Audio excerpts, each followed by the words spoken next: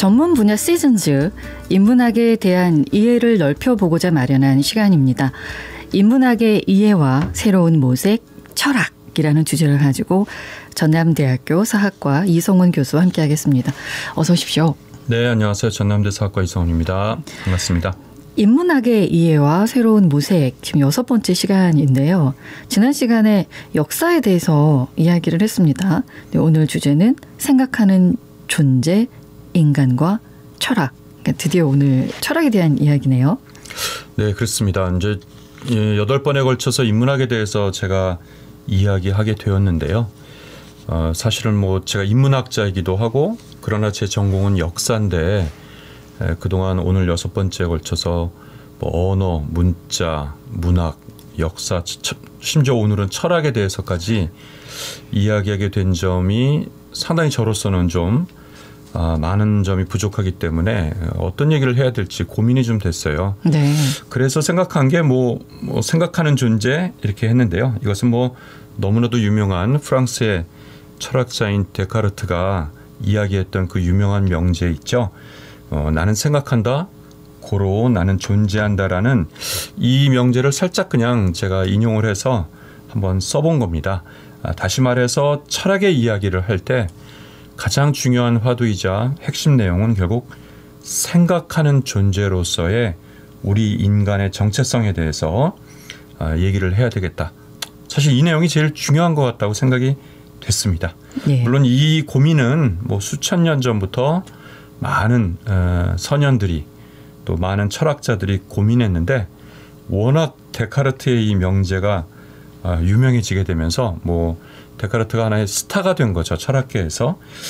심지어 데카르트는 인간은 생각할 때만이 정말로 진실로 존재하는 것이다 라고 할 정도로 인간의 사유, 뭐 생각에 대해서 큰 주제를 아주 강조했던 것 같습니다. 생각하지 않으면 존재할 수 없는 건가요? 반대로? 진짜 그렇죠. 그러면 정말 데카르트 말을 거꾸로 한다면 생각하지 않는 것은 정말 인간으로서의 존재 가치가 없는 건가? 뭐 이렇게 볼 수도 있는데요.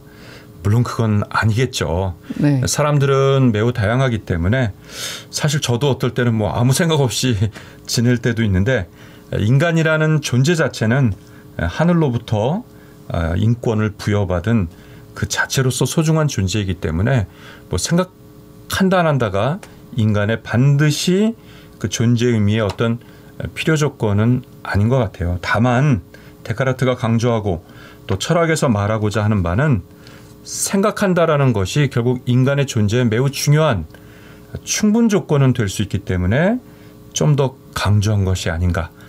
이거를 이제 철학계에서는 뭐 방법적 회의라는 말을 쓰기도 했다라고 하는데요. 네. 그 본질은 뭐냐? 기존에 우리가 모두 옳다라고 생각하는 상식이나 진리에 대해서마저도 끊임없이 질문을 던지고 의심해보고 거기에 대해서 비판적으로 생각하는 것, 이런 게 철학의 또 인간으로서 가장 중요한 본질 중에 하나다라는 것을 강조하다 보니까 나는 생각한다, 고로 나는 존재한다라는 네. 그런 이야기까지 된 것 같아요. 멍 때린다고 하죠. 그러니까 생각을 많이 하면 또 쉬는 시간도 반드시 뇌도 필요하지 않을까라는 생각이 들고 쉬는 시간이 있었으면 그 다음에 더욱 잘 생각할 수 있지 않을까. 그렇죠. 뭐 듭니다. 지금 말씀하신 대로 생각한다는 게 뭐 하루 종일 생각만 할 수는 없잖아요. 그건 뭐 아마 생물학적으로도 어려울 테고 사실 생각한다라는 거는 오늘날은 뭐 뇌과학자들의 연구와 더불어서 그러려면 충분한 뭐 혈액과 산소와 영양분이 공급돼야 되는데 네. 사실 지나치게 계속 노동을 하고 생각을 한다라는 것도 비효율적이고 사실 적정하게 릴렉스가 되고 쉬어야 다시 생산적인 생각을 할 수 있죠. 아마 이런 거를 뭐 유명한 호이징가라는 사람이 말했던 인간의 유희적인, 사실은 사람들은 놀 때 멍을 때리던 릴렉스하고 사실 재미난 놀이를 할 때 가장 왕성하고 창의적인 생각에도 이룰 수 있다는 거예요. 그러니까 여기서 말한 철학의 생각이 항상 심각하게 뭔가를 고민하는 것만을 얘기하는 건 아닌 것 같아요. 예, 철학 이야기 오늘 하기로 했는데 일단 뭘 우리는 철학이라고 하면 될까요? 네, 이제 각각 우리가 뭐 역사, 문학, 문자, 철학 개념에 대한 설명을 좀 했었는데요. 네. 철학은 뭐 제가 생각할 때 철학을 정의하면 인간의 존재 이유와 뭐 삶과 죽음의 문제, 그리고 사회와 자연 모든 대상에 대한 인식과 사유 체계를 종합적으로 분석하는 학문이 바로 철학이다라고 얘기할 수 있을 것 같아요. 어떡하죠, 교수님? 못 알아듣겠어요. 예. 사실 한자어의 철학이라는 말은 이제 번역어에서 나온 말인데요. 네. 영어의 필로소피를 일본에서 근대에 한자어로 번역하는 과정에서 철학이라고 나왔는데, 한자어의 철학은 철학이라는 개념을 잘 효과적으로 설명하지 못하는 것 같아요. 오히려 영어에서 나오는 philosophy, 예. 이것은 고대 라틴어의 feel, 뭐 좋아한다, 즐긴다라는 뜻이고, 예. sophie라는 말은 생각이라는, 또 생각이나 지혜를 말하는 거죠. 예. 그래서 이 철학, 필로소피를 흔히 지혜에 대한 사랑 혹은 생각을 좋아하는 것, 이런 정도로 할 수 있는데요. 예. 핵심에 바로 소피. 그리고 인류를 고인류에서부터 현생 인류의 우리 조상을 호모 사피엔스라고 말할 때 이것도 결국 생각하는 인간이란 말인데요. 사피엔스, 사피, 소피, 이게 같은 어원이에요. 예. 농담으로 뭐 제가 로망을 가졌던 서양 뭐 여성의 이름 중에 소피아라는 말을 쓰는 경우 있죠. 이 소피아라는 여성의 이름은 사실은 그 말은 지혜라는 뜻이 담겨 있는 거예요. 생각한다라는 의미가 그 안에 담겨 있는 거죠. 다시 말해 철학은 네. 지혜와 생각을 하는 학문이다. 쉽게 그렇게 설명할 수 있겠어요. 지혜와 생각을 한다. 여기서 이제 생각도 여러 가지로 나뉠 수 있을 것 같은데 그 중에서도 철학이니까 왠지 이성적인 생각을 말씀하시는 건가 싶은데 그렇습니까? 네, 사실 오늘 철학에 대한 이야기의 내용 상당 부분은 그 전에 제가 오늘 이 시간에서 다뤘던 인문학의 많은 내용이 다시 한번 반복되거나 또 정리되는 느낌이 들어요. 물론 이성적인 생각이 철학에서 중요한 것은 사실이죠. 예. 근데 우리가 전에도 얘기한 것처럼 인간의 본질이 매우 단순하지 않고 복잡하다, 이런 얘기를 했었죠. 네. 자, 예를 들어서 사람이 감각기관을 통해서 뭐 만지고 보고 듣고 맛을 보면서 느끼는 그 감각기관의 자극을 통해서 이제 뇌로 그걸 인식하고 생각을 정리하는 이런 과정이 있겠죠. 어떻게 보면 인간의 생물학적인 과정이기도 하고 무언가를 알아가는 과정. 네. 이것을 그리스적 세계에서는 로고스 세계라고 하는데, 이런 분야의 철학에서 이제 인식론이라 그래요. 인식론. 뭔가를 알아간다는 거죠. 네. 사실 뭔가를 알아간다라는 게 인간의 활동 중에 아주 중요하고, 이게 전에 말씀드렸던 바로 학문과 과학이 발전하는데 매우 중요한 인간의 생각의 한 부분이에요. 네, 기억이 나요. 로고스. 그렇죠. 예. 그런데 인간은 그런 존재만이 아니라 그랬죠. 네. 인간은 보고 듣고 느끼는 세계만이 아니라 보고 듣고 느끼지 못하는 미지의 세계에 대해서도 굉장히 고민을 해요. 참 인간이 독특한 존재죠. 그게 지난번 말했던 미래에 대한 고민이거나 죽음에 대한 고민. 그리고 도대체 나라는 존재는, 우리라는 존재는 어디서 왔고 우리는 무슨 존재인가? 심오하네요. 네, 항상 이런 거 고민하는 분이 또 있죠. 할 때가 있죠. 그렇죠. 항상은 아닌데 네. 우리의 존재 자체에 대해서 끊임없이 고민하는 사람들이 있어요. 또 이 세상은 어떻게 만들어졌고 또 저 우주 공간은 무엇인가? 이런 걸 고민하는 거를 바로 철학에서는 존재론이나 바로 형이상학이라고 이렇게 얘기를 해요. 사실 이런 고민은 인간이기에 굉장히 심오한 고민을 하는데, 제 생각에는 풀리지 않는, 영원히 풀릴 것 같지 않은 그런 고민이 존재론적인 것 같아요. 우리가 죽어봐야 죽음의 이유 세계를 알 것 같은데, 그런데 여기서 사람들이 매우 독특한 하나의 세계를 설정하게 됐어요. 그래, 우리는 어디서 왔고 어떻게 우리가 만들어졌는가? 여기서 사람들이 생각해낸 또 하나의 영역이 신이 우리를 창조하고 만들지 않았을까? 그런 어떤 미지에 존재하지 않는 것 같지만 절대 신을 설정하게 됐어요. 네. 이렇게 되면 이 존재론의 영역은 신학이나 종교의 범주로까지 확산이 되는 거죠. 물론 어떤 사람은 신을 믿을 수 있고 안 믿을 수 있지만 신을 설정하고 신에 의해서 주재되는 세계, 이것도 철학에서 보면 넓은 의미의 네. 존재론일 수 있고 그 시작은 신화에서부터 사실 시작이 됐죠. 이거를 그리스인들은 바로 그 유명한 미토스의 세계라고 네. 우린 지난번에 얘기했어요. 네, 맞아요. 근데 그것만이 아니라 네. 그래서 우리는 존재하고 태어났어요. 우리의 한 삶을 우리는 어떻게 영위하고 어떻게 살고 어떻게 행동하고 타인과 어떤 관계를 맺어야 되고 무엇이 올바른 삶이고 무엇이 도덕적인가, 인간은 왜 죄를 짓는 것인가, 이런 선악의 문제까지 도덕적 문제까지도 우리는 고민하는 분들이 있죠. 네, 있죠. 피디님 그러세요? 그러니까 근데 이런 고민들이 항상 있는 건 아니고 아닌데? 뭐 어느 청소년 시기라든가 예. 뭐 대학생 시기라든가 어느 한 순간에 그게 깊게 빠져들 때가 있어요. 그래서 그때 정말 많은 책도 보고 고민도 하고 생각도 하다가 어느 순간 또 그걸 잊어버려요. 그리고 그냥 일상생활 하다가 이게 평생에 한두 번 정도 오나 이런 생각을 좀 근데 들어요. 우리는 은연중에 일상에서 네. 항상 어릴 때 부모로부터 혹은 교육 과정에 착하게 살아라, 네. 이런 얘기 많이 듣고 살잖아요. 그렇죠. 이제 교육에서 착하게 살아라라는 게 도대체 뭘까? 바로 이런 영역이 철학에서는 윤리학이라고 하는 거죠. 윤리. 이 윤리학은 아까 봤던 신의 존재인 종교하고도 좀 연관되는데요. 네. 왜냐하면 많은 종교에서 도덕적이고 윤리적이고 선하게 사는 것에 대한 바로 윤리 문제를 또 종교가 네. 많은 부분을 얘기하는데 철학에서는 그걸 윤리학이라고 그러고 바로 그리스적 표현으로 말하면 에토스의 세계라고 할 수가 있겠어요.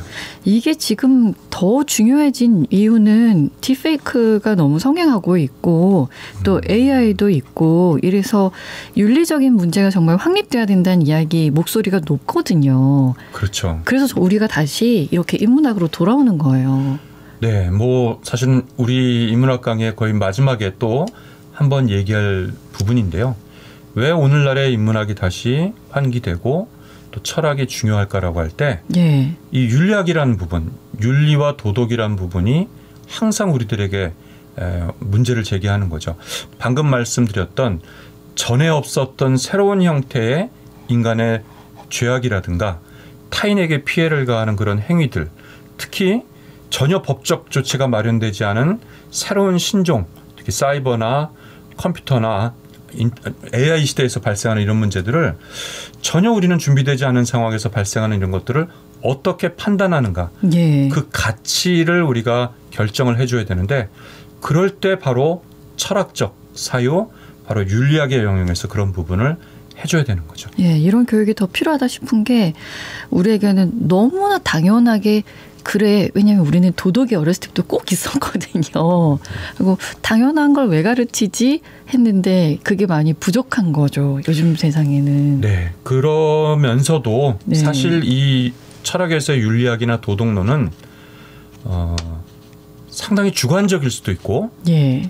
특정 집단의 그 가치관이 호도되는 경우도 있기 때문에 학문의 영역이나 자연과학이나 그런 영역과 인식론과는 또 다른 부분에서 매우 신중하고 위험할 수도 있다라는 거죠. 윤리가요? 그렇죠. 보통 타당한 게 아니고요? 네, 윤리학은 절대 진리라고 볼 수는 없고 시대적인 의식에 따라서 매우 많은 변수들이 작용한다는 거죠. 예를 들면 네.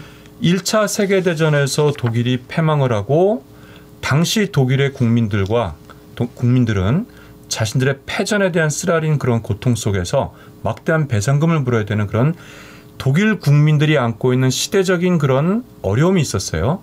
그럴 때 히틀러라는 사람이 예를 들어 등장해서 독일의 강대한 독일 국가의 성장, 그리고 그러기 위해서는 가장 문제가 되는 다른 민족들, 배타적인 관점으로 유대인에 대한 문제, 그리고 보다 선진 자본주의 국가인 영국과 프랑스에 대한 반발, 이게 그 당시 독일인들에게는 시대적 소명의식이다 보니까 히틀러가 이런 걸 얘기를 할 때 당시 독일의 국민들은 바로 그게 독일인들의 도덕론과 가치에 부합된다라고 동의해 준 거예요. 근데 그 결과는 네. 어마어마한 2차 세계대전과 광기에 가까운 유대인의 학살로 이어지는데 그 당시 독일인들이 가졌던 윤리나 도덕, 국가적 도덕과 가치는 과연 그 당시는 그들은 그게 옳다고 믿었겠죠. 그러나 비판하는 사람도 있었겠지만 그러나 그것이 불과 몇 년이 지나고 나서 인류 역사상의 가장 광폭한 폭력적 양상이 됐다는 건 오늘날 우리가 다른 모든 역사인들이 얘기를 하고 있는데 그래서 이 도덕론이나 윤리는 상당히 신중할 수밖에 없다라는 생각이 들어요. 예, 알겠습니다. 인간의 생각, 문화활동 이게 다 이제 철학의 대상이라는 말씀이신 거죠. 뿐만 아니라 뭐 심지어 인간의 감정과 감성의 표출, 또 아름다움과 추함에 대한 논쟁, 또 창의적인 활동이나 감동과 카타르시스, 쉽게 말하면 인간의 예술적 활동 이런 영역을 다루는 철학이 바로 미학이나 예술 철학이라고도 하는데 이것은 바로 그리스적 표현으로는 파토스의 영역이라고도 볼 수가 있겠죠. 배우는 학생들하고 이제 다 큰 성인하고 이런 거를 배우는 게 조금씩 다를 수 있을까요? 철학에서요? 네. 이제 저희가 도대체 왜 오늘날에도 그러면 철학이나 역사나 인문학 교육이 필요할까라고 할 때 저도 교육의 현장에 있는 사람으로서 좀 반성도 많이 되는데요. 현재 저희가 가르치는 심지어 고등교육 과정에서도 인문학 과정이 기존의 지식과 정보, 물론 고급 지식이라고 하지만 그런 정보와 지식의 전달에 머무른 것은 아닌가 생각이 드는데 사실 지금 얘기한 철학에서 가장 핵심이 뭐였죠? 생각하는 힘이잖아요. 네. 그러니까 문제 해결보다 더욱 중요한 것은 문제의 발견이에요. 도대체 우리의 현재 상황의 문제가 무엇인가?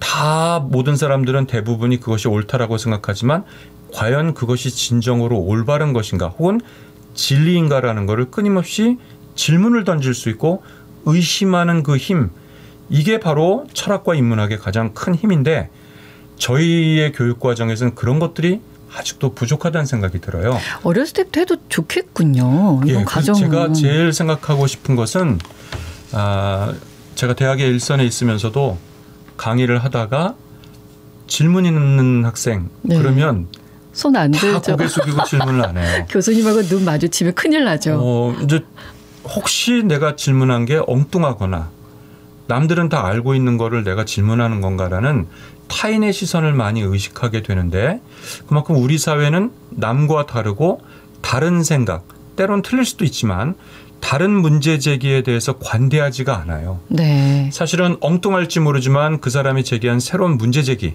질문, 의심, 또 발상의 전환, 가치의 전도라 하더라도 그런 문제 제기가 새로운 시대를 나갈 수 있는 큰 그 시작이 될 수가 있는데 그거를 용인하고 관대하고 승인해 줄 때 그 사회가 창조적이 될 수 있는데 우리 교육 현장은 그런 부분들이 많이 부족하다는 생각이 들어요. 집에서도 좀 할 수 있습니까? 그렇죠. 어떤 질문부터 사실 해볼까요? 아이들에게 처음에 질문하라고 그러면 쑥스러워하니까 부모가 한번 물어도 보고 그런데 절대 부모가 정답이나 모범 답안을 설정할 필요는 없어요. 네. 왜 그렇게 생각하지?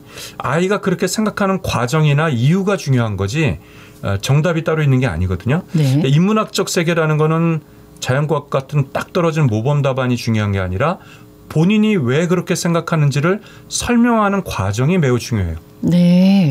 저는 엄마 잘 모르지만 제 생각엔 이렇기 때문에 이런 생각을 갖고 있어요라고 얘기하는 그 과정, 그게 바로 사실은 철학의 시작이고 인문학의 시작이라는 생각이 들어요. 예전에 넌 어른들에게 왜 이렇게 말대답을 하니? 너무 안 좋은 거죠. 저는 그런 거는 바람직하지 않다고 생각해요. 생각을 단절시키는 거니까. 네, 바로 그런 개인의 출발에서 우리 공동체, 우리 사회, 또 우리 국가가 그런 가치가 제대로 정립이 되면 그 사회와 국가의 비전을 향해서 나갈 수 있는데 이런 것도 사실은 바로 인문학적, 철학적 사유에서 시작된다고 볼 수가 있겠어요. 알겠습니다. 아름다움 추구하고 보다 풍요로운 삶의 질을 회복하는 것도 철학적 성찰의 결과이지 않을까. 맞습니다. 네, 말씀하신 네. 것처럼 생각이 듭니다. 오늘도 말씀 고맙습니다. 네, 감사합니다.